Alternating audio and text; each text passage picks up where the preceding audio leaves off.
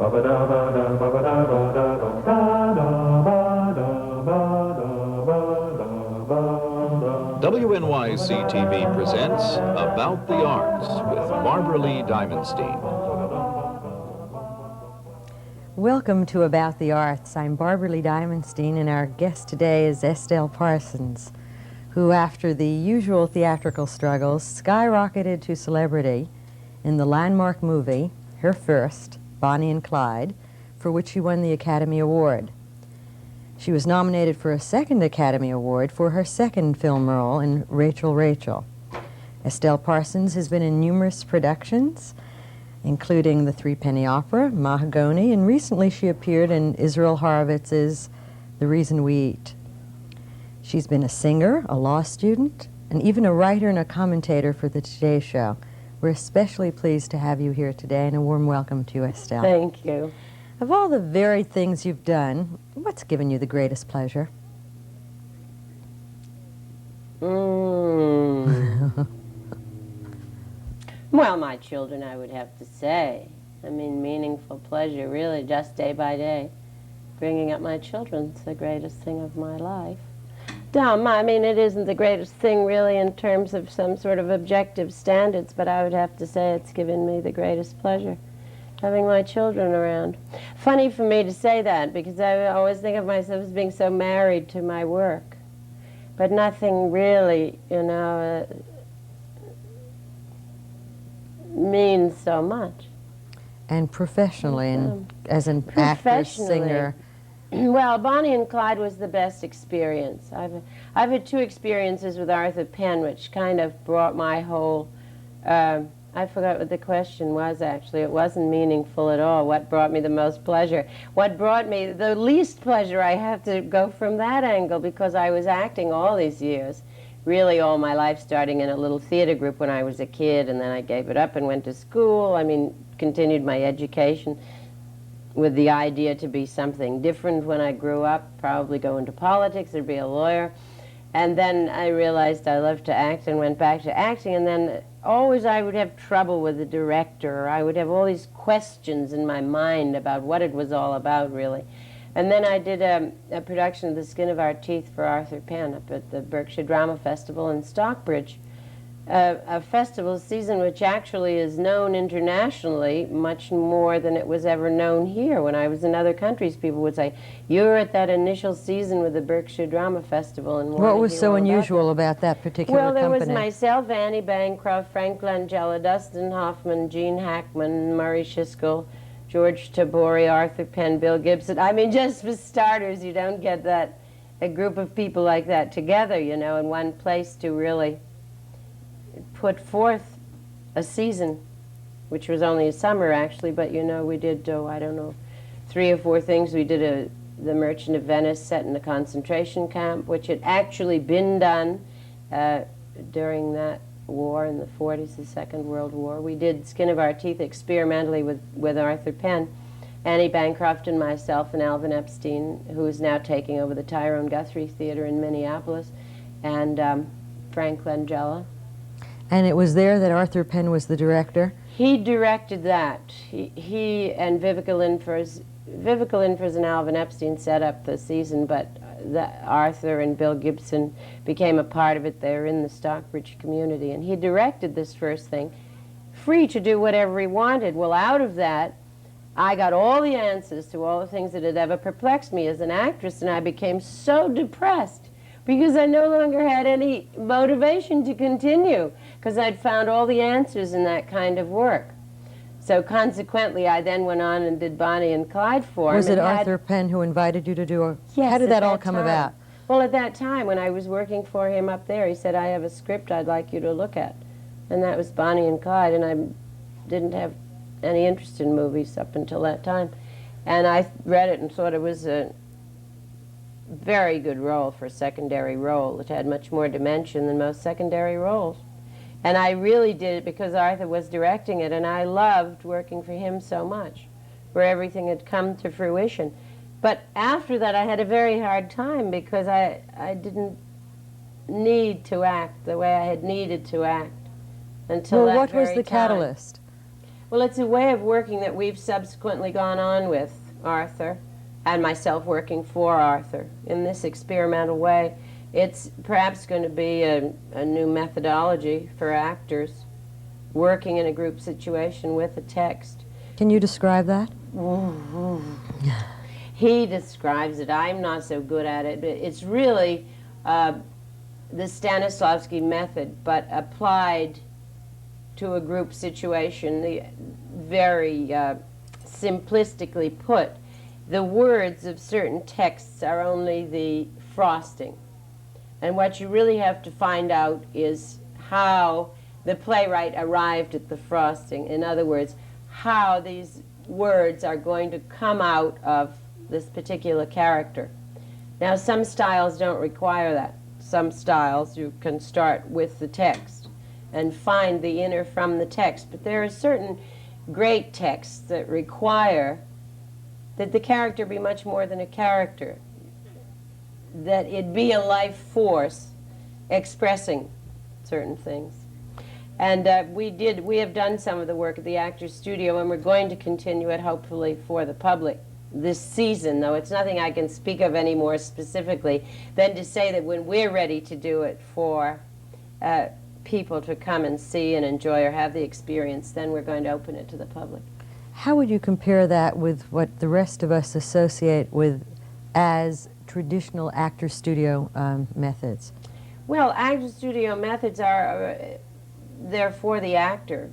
It's a way of working for an actor in the regular, so to say, commercial or text situation where each actor does his own work, and then you come together with a director who tells you where to stand and sometimes how to say a certain line so that it will fit with the other lines people are saying. It's quite a superficial way of working, which is very valid in an awful lot of situations. There are just some situations which require a lot more, and they haven't been dealt with in theatrical history. This kind of text that really requires another way of working. There has been actually in theatrical history not that much work done on what texts require. It's more how much time do the people have, and we'll throw it all together. Now, that doesn't always come out with profitable results. You can maybe do opera that way because you do have a very firm structure. But play scripts are not always very firm structures because they don't have music. In other words, the group that's doing it has to fill in everything that a composer, and a lyricist give in an opera. In a play, that has to all be done by the group, starting from nowhere. Of course, in ballet, they have the ballet, they have the music, they have the whole stylized thing, and even people who all know how to lift their left leg the same way. In the theater, you have as many styles come together, individual styles, as you have actors, unless you have an ensemble that's worked together for years, like, with a structure all their own. But there's no, so to say, style like ballet or music, opera with notes. Am I very coherent or I think I incoherent? understand what you mean. Did you have an artistic or a philosophical mentor? With whom did you study? No. I worked in, so to say, a semi-professional theater. So I was just trained sort of technically. And then I started to work with Lee Strasberg. I tried all the teachers in all the schools everywhere as I was growing up in New York and in New England, and in college, but I never wanted anyone to touch my work. And then I met Lee, and I went to meet with him and took one look at him and cried for 20 minutes. I'm not a crying type, So then he took me to work with him, and I studied with him 5 years. He maybe has had a big effect on me, but maybe his genius also resides in the fact that he observes what you do. He brings out the artist in you, brings out the individuality in you, doesn't impose on you, this is the way one acts. This is the choice one should make. That's what's so difficult in, I think, all the arts. People who say this is what's right and wrong, because you have to really go with yourself. So in working with Lee, and then in working with Lee as an actress, and then working with Arthur in an actual professional and, so to say, commercial theater operation, where you have to please a public who've paid for you. I mean, that commercial by that, where you feel a responsibility to them. Then I really found all this. Well, by your own and by other persons' admissions, you're a great observer. What have you learned about life and about people in the theater? You're also a great philosopher. I suspect that's what you'd prefer to spend your life doing. Everything, yes, I did think about that a lot, but I think, too, if I really wanted to be a philosopher, I suppose I would have found a way to be one, as I did find a way to be an actress, you know. I haven't learned anything from observing people except to observe them, I think. And whatever I've learned from them goes into my work and is expressed that way.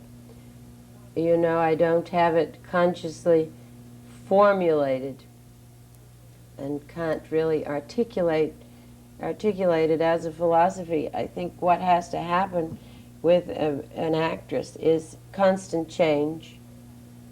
It's too bad because you always hear a parent should be consistent, and the only thing I'm consistent in, and I know it, is to be inconsistent. Whatever anyone says is going to change what it was the minute before. You know, it's the nature of an actor to be in the work always open, you know? And it certainly invades the real life of this actress, so that I can't have a philosophy. I have to not have one. If I understand what you're saying, you said that all that you've observed and absorbed goes into your life as an actress. Does that mean that you see a difference between being an actress and being a person? Oh, yes. It's a profession and an occupation with all of the hazards, and it gets in the way of one's development as a person. I used to think that I wanted more than anything to be a fully developed human being, and I've discovered that it's not possible to have that as a goal. What is your goal now? That there are, well, I don't have a goal anymore so much in terms of looking forward to something. I think I would just like to always do meaningful work. Always work on great texts, you know, always have a challenge, and not to do ever anything I can do already. But I've always been that way. Is there the work of a particular actor to whose work you particularly respond? The only actor I've ever been interested in seeing was Marlon Brando, and I find I go to everything that he is in. Well, that must mean movies. I feel that way. Yes, all he does is movies.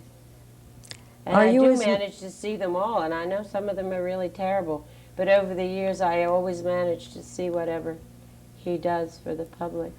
Bonnie and Clyde was your first movie, and you made reference to it earlier. Are you still interested in films? No. I wasn't then. I was interested in working with Arthur. I'm not interested in films at all. I'm interested in the stage, both as an actress and, I think, as an actress and a director, maybe. Do you include that in your own future direction? Oh, yes. Because I have visions of how I want things to be in the theater. And when I go to the theater and I'm never content with what I see, I know I'm not just a malcontent. And I know that if I'm not content with it, I should really create what will content me, or try to, you know? And what form do those visions take? Well, I would like to do, there are several great texts that I would like to For example? act and direct, and there are some not so great ones too, but they're probably all pretty classical. Medea I'm very interested in. I've always been very interested in Antigone. I'm interested in all the Greek drama and how really to make it a contemporary theatrical experience. I've done, for myself, my most interesting work is always done at the Actors Studio. What is the role that interests you the most that you've already performed? That I've already performed? They don't interest me once I've performed them. Well, you do some of them over again, I wouldn't don't you? have a... Oh, Brecht. Yeah. But that's probably a lot because of the music. But I love Threepenny Opera. You started out as a Mrs. singer. Peachum Wasn't in your Broadway debut almost 20 years ago as a I did. singer? I started as with Ethel Merman and Happy Hunting, and before that I sang with bands and sang and played the piano in cocktail lounges, and sang with bands. Can't call them orchestras now. I can't. Swing bands, dance bands, or whatever you call it. You Kind of once told me who one of your musical partners were at a very early age. Jack Lemmon. I've had some terrific ones. Jack Lemmon. Well, we grew up together. I think he's really responsible for what I always knew I wanted to act, but the whole musical part of my desires, I think, really came from him because he played the piano and sang and wrote music. And Was this at his undergraduate Harvard days? Well, yeah, then, and before then, we were in boarding school. He was at Andover. He was a little older than I was, just a perfect age for a first boyfriend. And he lived 2 houses away. Perfect location, too. Yes. And at that time, I thought that, and he had a car with a rumble seat, believe it or not. Not that we were that old for rumble seat just the car, days, not but you. He was 16, and he got this very old car, you know, for his first little jalopy in the country, and it had a rumble seat. Does your interest in the theater relate to your interest in the audience versus film? Yes, I think I am interested both as an actress and as a person in dealing with groups of people, you know, and making them laugh, making them cry, involving them, you know, their passions. That's probably why I started out to be a politician. I'm more interested in groups of people than anything else, and I'm only interested in the theater insofar as it can reach people in the way I want to. How would you And like I've to done reach us that in a as an musical actress. again? I would like to do music. I love it. I love to do music. But I love the Brecht Weill music. And Threepenny Opera was one of the mainstays of your early career. Weren't you in and out of that? Yeah, yeah. I've played Mrs. Peachum in that and also Jenny. And I like that a lot. That kind of material. Act singing is what I like to do, not singing. Act singing? Mm. What do you mean? Act through music.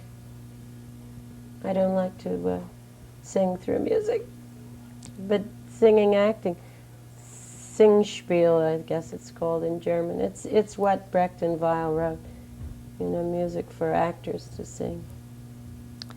It's all the time said that the American theater is in terrible shape. I think the cliche goes that the theater is in a sad decline. One hears that, I guess, every season. I'm under the impression that institutional theater has never flourished quite the way it is right now. Is that true? I think the theater is in better shape than it has been since I was alive. Now, maybe greater things were done in New York, which means for smaller numbers. But when I grew up, if you wanted to be an actress, if you had any dream of it, you had to go to New York. I mean, there just was no professional theater. No. Is the theater no longer confined and defined as Broadway? No, it's not even. It's not in New York hardly at all. It's all over the country. Now, there are wonderful regional theaters doing better material than is done in New York, and it's clear that Broadway is a place for a mass audience, not for your true theater goer. But I'm also under the impression that no matter how the regional theater in Minneapolis or Washington or Texas flourishes, no matter where something emanates from or originates from, ultimately, one wants to bring it to Broadway, that still is the test of something. Does that still obtain? I don't think, no, Broadway isn't the test of something. New York is the test of something because there are such literate audiences here. There are one or two other places maybe where you would have the same kind of keen audience Where would that potential. be, other than Well, London? I'm thinking of a place like Woodstock, which may sound silly to you, But it may be a New York it isn't audience, really. no. It's a New York audience, and it's also Transplanted. a European audience where they have a theatrical tradition. And when you play in Woodstock, they know what you're doing. I mean, so often I've had the experiences of audiences not comprehending what you're doing, particularly if you deal with very good texts. But if you work off Broadway, or if you work, for instance, in Woodstock, when we played Threepenny Opera there, and the response was absolutely astounding to the really good theatrical work, which would get lost, you know, was played in other places and for an audience that just came to see a musical. For instance, the Lincoln Center version of Threepenny Opera bears very little resemblance to Threepenny Opera. And the people go and they don't respond at all, either pro or negatively, to the music or the lyrics or what is essentially in that piece. You know, they're clearly You're talking about not... the revisionist version of Threepenny Opera, and it doesn't please you either, I guess. Well, what pleases me least is that the audience is not a theater audience. How do you sense that on stage? By reactions? Oh, yeah. You do something really that get you a whole... know is just wonderful. And I'm not speaking about that it's arguable, but something that you know from having worked on the text, that you know is true to the material and is exactly what the actor should bring, you know. And every once in a while you do something like that. And if you have a theatrical audience, they will join with you in the experience. And if you don't, it just goes by, and you and maybe, you know, your fellow actors or 3 or 4 people will say, oh, that moment. You know, but the general audience will not respond as a group. Is it that literate audience that keeps you in New York? Why do you live here, for example, versus Hollywood or any other number of places that you could be living? New York is, at least Strasberg said it to the mayor, you know, and I've never said it quite that strongly, but he said, this is, after all, the greatest city in the world. And, you know, sometimes we sheepishly say, well, there's London and Paris. But he's no doubt right. I mean, New York is the greatest city in the history of the world, I think he put it. And it's absolutely true, it is. I'm afraid I have to join you in that self-congratulation. Good. I think by the same token, for a New Englander, I've prevailed upon you to read from some works, and you've brought with you, I think, a poem of Robert Frost that is reminiscent of your New England girlhood. Oh, yes.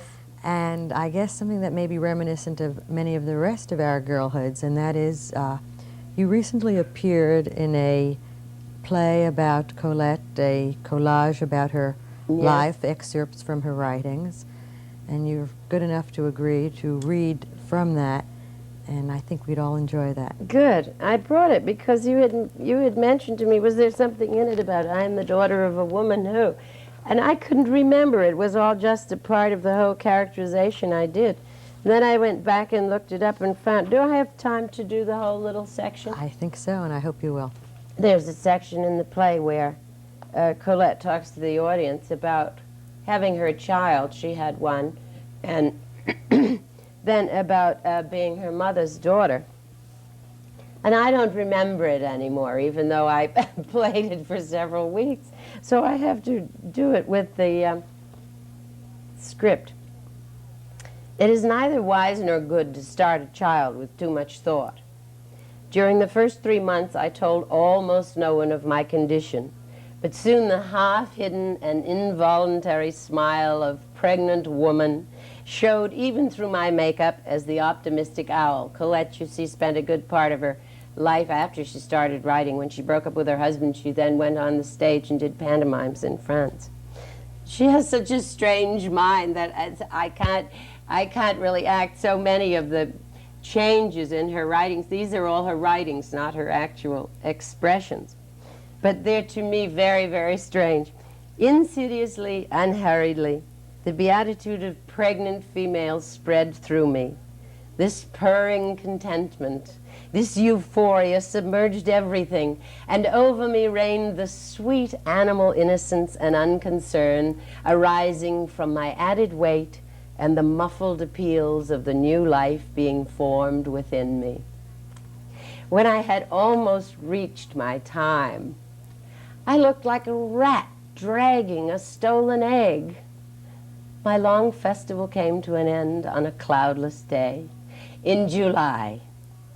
What followed was the contemplation of a new person who had appeared in the house without coming from the outside. My daughter. Did I bring sufficient love to my contemplation?